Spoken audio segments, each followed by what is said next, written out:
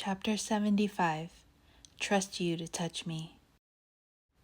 Ever since their visit to the temple, Geto's cursed energy felt lighter and less volatile.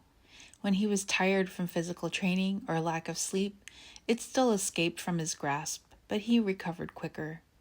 The voices still taunted him when his guard was down, especially at night when he was asleep and vulnerable. If they were particularly cruel, he would have nightmares. If he was awake and they got through to him, his cursed energy would flare.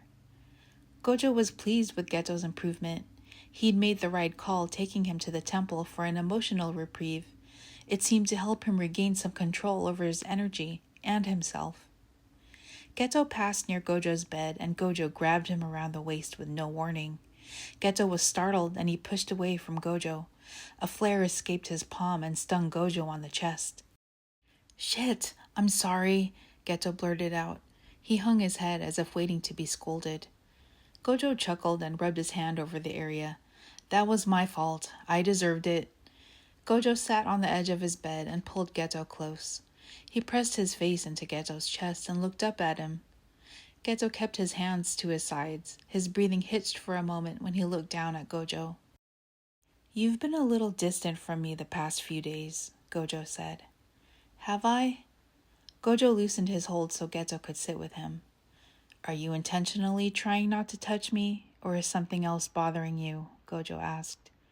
Geto shifted uncomfortably on the bed. "I'm trying not to hurt you, like I did just now." "That?" Gojo grinned. "That was nothing. I can take worse from you." Geto rolled his eyes. He turned to Gojo, slightly blushing. "My control still isn't where I want it. I don't want to take the chance of hurting you while we..." His voice trailed off. Gojo stood up and started stripping his clothes. "Satoru." Geto sprang up from the bed and backed away. He laughed nervously. "I'm serious. If I hurt you while we're doing it, I'll never get over it." Gojo, fully naked, grabbed Geto's wrist to pull him back in. A flare surged out of his palm, but didn't make contact. "See?" Geto tried to pull his hand away. Gojo's fingers tightened around his wrist a little more. "Suguru, relax. I've seen how much stronger and calmer you've been the past few days. I trust you." Geto huffed in reply. "Plus, I'm really horny for you, and if I don't have you soon, I'm going to go insane," Gojo added, placing Geto's hand on his waist. Geto shook his head with an amused laugh and took a deep breath. He ruminated for a moment, then slowly removed his pants. "Good," Gojo murmured. He slipped his arms around Geto and gave him a long, hungry kiss. Their bodies began to stiffen, and Gojo guided Geto down to the bed. At first, as Gojo's body moved against his, Geto worried that his own desire for satisfaction would cause his energy to flare, but Gojo's touch soothed him. He dared enough to place his hands on Gojo's body. Eventually, he lost himself in Gojo's kisses and caresses. He groaned in pleasure as Gojo moved inside him. The friction of their bodies caused Geto to come.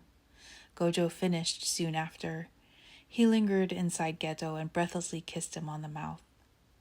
Gojo looked into Geto's eyes and threaded his fingers into his long hair. Geto gazed up at him, calmed by their physical closeness. Gojo gave him a tender kiss. "See, I knew you wouldn't hurt me. All you ever do is hold me together."